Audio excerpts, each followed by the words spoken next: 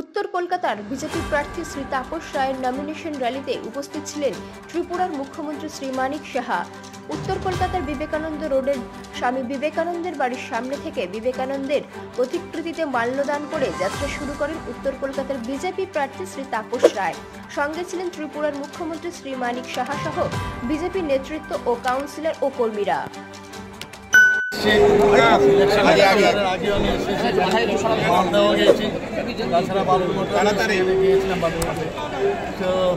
সেখান থেকে যেরকম একটা সারা পাচ্ছি সমস্ত বাংলার মানুষের কাছে বুঝতে পারছি দিচ্ছে তার প্রতি মানুষের আস্থা আছে।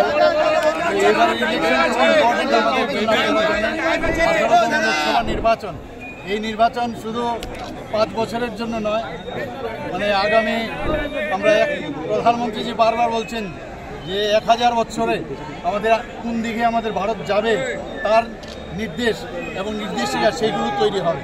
এর জন্য ইম্পর্টেন্ট খুব প্রয়োজন। আর বিশেষ করে বাংলার যেটা আপনি একটু আগে বললেন যে জঙ্গলরা, সেটাকে অবশ্যই আমাদের মুক্ত করতে হবে। এবং আমি নিশ্চিত যে এখানে যে 42টা যে আমাদের আসন সংখ্যা আছে তার মধ্যে আমরা 30 থেকে 32টা আমরা আসন পাবো। পাশের রাজ্য থেকে যখন পশ্চিমবঙ্গের খবর শোনেন, নারী নির্যাতনের খবর শোনেন,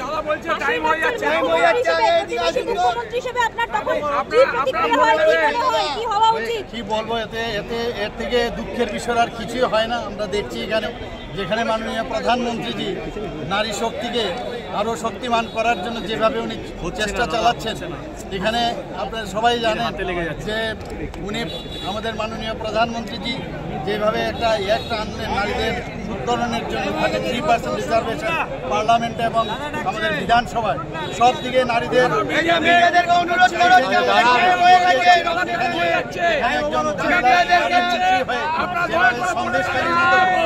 এবং বিভিন্ন সময়ে আমাদের সরস্বতীদের উপর আক্রমণ, এগুলো সত্যি অত্যন্ত দুঃখের বিষয়, পরিতাপের বিষয়। সুদীপ বন্দ্যোপাধ্যায়ের উদ্দেশ্যে আজকের দিনে কি বার্তা? কারণ তারা সব কথায় কথায় বলছেন খেলা হবে,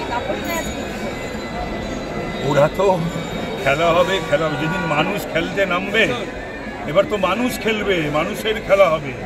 এখন গণদেবতা মানুষ, জনতা জনার্দন, তাদের থেকে বেশি শক্তিশালী তো পৃথিবীতে কেউ প্রমাণিত হয়নি। না হিটলার, না মুসোলিনি, না স্পেনের রাজা, না অন্য কেউ। এ তো কিছু না, তুচ্ছা কি তুচ্ছ।